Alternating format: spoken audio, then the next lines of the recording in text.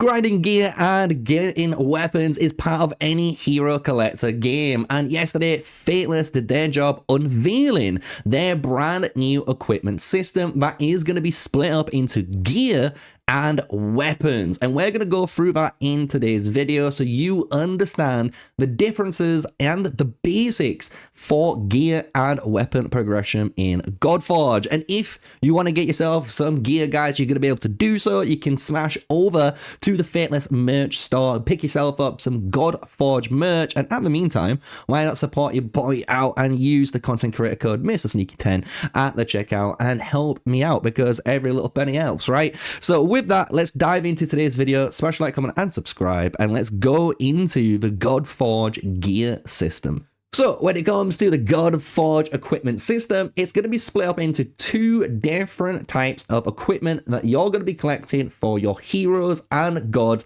to empower them as you progress in the game. The first one is gear, and gear comes in a variety of rarities from common all the way to uncommon, rare, epic, and then legendary. And then we've got the weapons that come in rare, epic, and legendary. The thing is, with these two different equipment types, you will be enhancing them in different ways, which we're going to go over in their own separate sections. But on top of this, you're going to be able to collect these in a variety of ways in Godforge. You're going to be able to obviously summon different types of weapons potentially in the Forge of Wayland, but you're also going to be able to earn them in activities like dungeons that you could be hardcore grinding for these weapons, and obviously the campaign missions for stuff like gear that you can imagine that you've seen in familiar games that you might have played before. So with that, let's go a little bit more in depth, because the actual gearing system for your whole account is in a gear collection.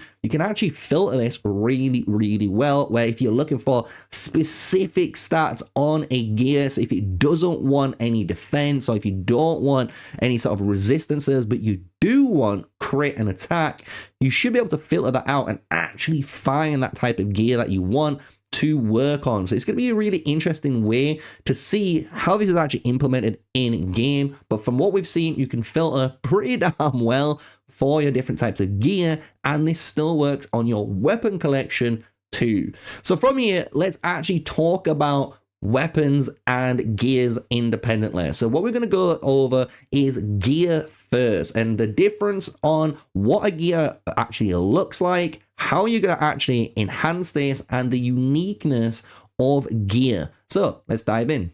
So we need to break down firstly what gear looks like, and this is a nice basic overview that the Fateless provide in their video, and this UI showcases everything that you need to know on your equipment gear side of things. So here we have the flawless Nightweave at the very top. This is showcasing the rarity of your actual gear being flawless, and Nightweave being the attunement class, which we're going to go down a little bit later on in the video.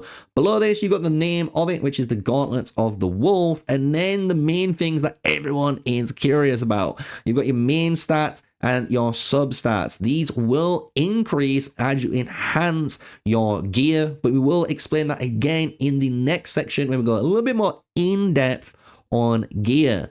Down here, we have the bonus tabs and the bonus descriptions. This is where you will see if there's any set bonus.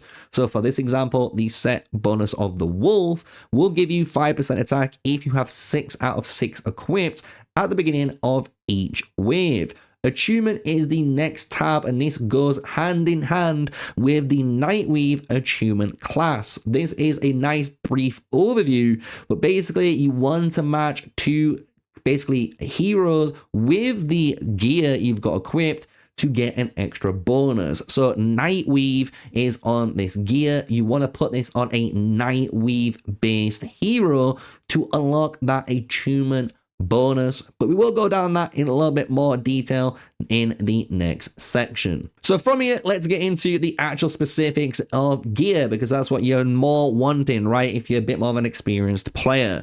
So with the gear system only, you're going to be able to equip your god with 1 to 6 slots. That's going to trigger these different set bonuses for extra benefits. So as you can see, you're going to have the helmet slot, chest, piece, you know, the legs, the shoes, you name it, the shoulders, you've got all 6 good as golden, right? This means in the future, these set bonuses could be a 2 of 2 set, a 4 of 4 set, even a 6 of 6, or potentially 3 of 3. We don't know, which does give players a lot of strategy to think, okay, if I equip this set bonus with this set bonus, are the extra benefits really worth it to the god or the hero that I've got them equipped to?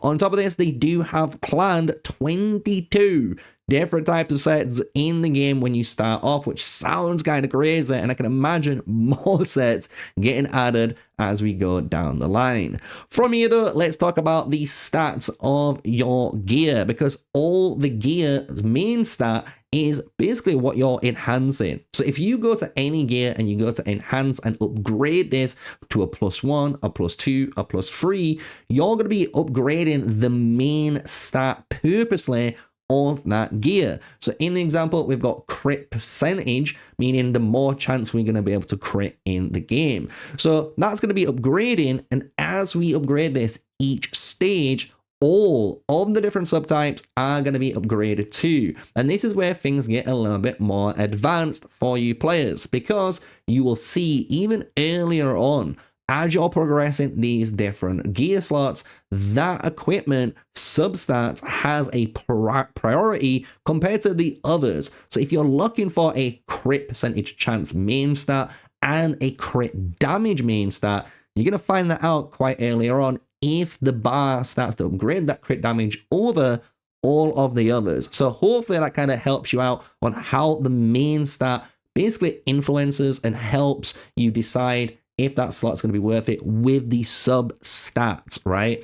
Finally, we've got the main one, and this is the end game piece for your gears at the moment. And this is going to be called the Attunement of your gear piece. Attunement is when we've explained already as a basic form, you will equip that gear from a Nightweave gear to a Nightweave hero. What this does though is a lot more of a commitment compared to anything else you will do in the game, because you need to get that gear piece first to max level. So in the example here, as you can see, it's a +16. So they're assuming max level is level 16 on your gear, unless they change it otherwise in the final model.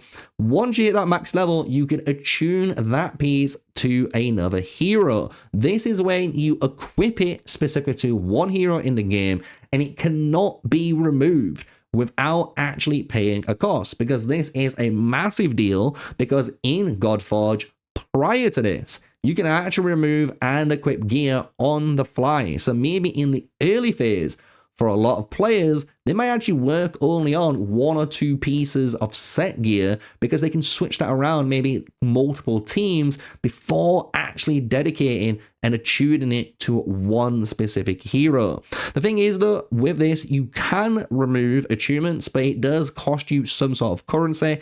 We don't know how much it's going to cost, and we don't know what that currency is as of yet, but hopefully we find a little bit more information on that attunement part on gear. And that's pretty much all you need to know for the gear side of things. I know it was a lot, but hopefully I've explained it really well. And we're going to move on to now the weapon side of things, because this is a different slot. It doesn't use any set bonuses, but it does bring a unique twist to Godforge. This is the weapon overall overview for you guys, and very similar to the gear one, it has all the information you're going to need that I'm going to quickly break down and go into further detail afterwards. So a weapon has a rank. This is going to be up from 1 stars going all the way up to 6 stars that you're going to be able to unlock for your account. Then on top of this, you have bonuses, which is the faction bonus, the imprint, and attuned icons. You're going to see a little bit more of this information later on, but then you got the implicit skills. So this is basically the ability tied to that weapon that you're going to have. And these are very powerful abilities. So using the correct weapon with the correct hero, with the correct set bonuses that you've equipped, is going to make him obviously a powerhouse. So in this example, the Excalibur of Susano, we've got using an ultimate ability has a 30% chance of refreshing the cooldown of the core ability. So anytime you use that ultimate, you basically have a 30% chance of resetting your main core skill, which could be very good in chaining a combo. Then we've got the main stats, the attack and then resistance, and then we've got the tab toggle. The tab toggle is really cool because this is where you're gonna see the first new mechanic, which is the imprint. And we're going to go over the imprint a little bit later on, so don't worry. But this is where you can see the imprint bonus and then toggle to see the actual faction bonus, the attunement bonus, as you can see with the 5%, 5%, and 5% icon. With this, you're going to enhance any of these weapons just like you would do with your gear. So with that now, with the basic overview done, let's dive into more advanced features that you need to know about with weapons, because this is where a lot of the uniqueness and builds are going to come when it comes to your team in Godforge. Where to obtain weapons firstly? Well, they're going to be obtained mainly through working different types of activities in game, such as dungeons and potential event raids that could be coming out, as well as summoning them in the good old Forge of the Wayland. This is going to be where you're going to be doing all of your work too in the good old Forge, where you're going to be able to refine, deconstruct, and imprint all of your good old weapons to your heart's desires. So first thing, let's explain what the good old refine is, because it is the same mechanic as the gear is. You're going to be able to use different weapons that you might have obtained as duplicates. You can deconstruct those in the other tab, get some material, and refine and upgrade your weapons main stats. From here though, let's get into the more impressive bit, which is imprinting, because imprinting is the new mechanic and the unique part of weapons, which does separate them compared to a gear piece. So an imprint is where you're going to be able to use a duplicate hero that you might have obtained, and you're going to imprint their passive skill to the actual weapon. Yes, you heard correctly. It's going to consume that hero, and you're going to basically use that hero's passive and whack that bad boy onto your good old weapon. And we do have an example and a showcase comparison of this, where you can see a really cool little tanking basic ability tied to this imprint compared to before, which doesn't. And this gives you basically a little bit of insight, because when it comes to your heroes now, you can imagine maybe running like a Leonidas in your team. Maybe he's a big good bruiser dealing some good damage, but maybe you want to go for a little bit more of a tankier build, and you put something like a King Arthur passive onto his weapon with an imprint, and now when you equip that whole good old spear onto your Leo, he's going to do massive damage, and he's going to have that passive tankiness from King Arthur. And this is just honestly where basic things start to kick off, right? Because you can think of all the crazy combinations now in the game with over 200 plus heroes coming to the game when it fully comes out, with all of these different types of passives that you could be imprinting on teams, or well, onto weapons to help your team to obviously do insane damage, right? So this is really, really cool, and I cannot wait to see a little bit more on the good old imprint system. But that is honestly all you need to know about the weapons. They work exactly the same as a nice summary of this section.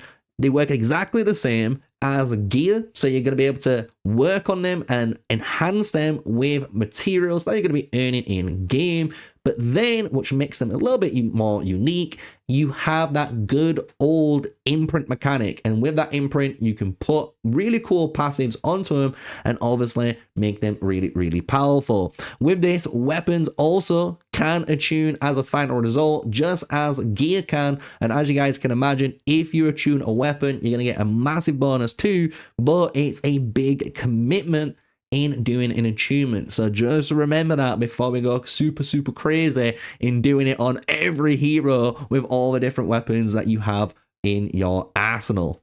So I hope you guys have enjoyed the whole guide section of today's video, and I've done a good explanation on obviously the good old weapon system and gear system, so you've got a bit more understanding of what you looked at during the good old Fateless reveal video. And now we're going to kind of go into my thoughts on the system, because I'm going to be honest, I am kind of impressed and I'm kind of excited to see what occurs in the future, because the thing is, with the imprint mechanic, that is a unique thing to Godforge, and it does allow you to really think, okay, if they're bringing 200 plus heroes in the game, well, I've got 200 different passives to be picking on these imprints, and there could be some absolutely just game-breaking combos out there, which I cannot wait to find out myself. But then on top of it, the just general set bonuses. A lot of the time you do see set pieces in like a 1 to 6 bonus, but I hope to see some future ones where you get like a 2 out of 2 set, a 4 out of 4 set, and even like a 3 out of 3 set. Because with set bonuses and different set gear in these games, as you kind of play over the years, it really does add another layer to difficulty in the game. It makes people decide, do I go for like a 2 set bonus and a 4 set piece bonus, or do I go for a full 6 set piece bonus on this one specific gear, or even go for like a 3 and a 3 split, like I kind of said, right? So it's all of these really cool decisions that players get, and it adds, like I said, that extra little layer of difficulty and skill to the game, because on paper the game is looking great and I think it's easy to understand even for a new player. But as we've kind of spoken about it there, it adds an extra layer with the set bonuses. It adds an extra layer with the imprints. And then it adds that final layer and the dedication of you attuning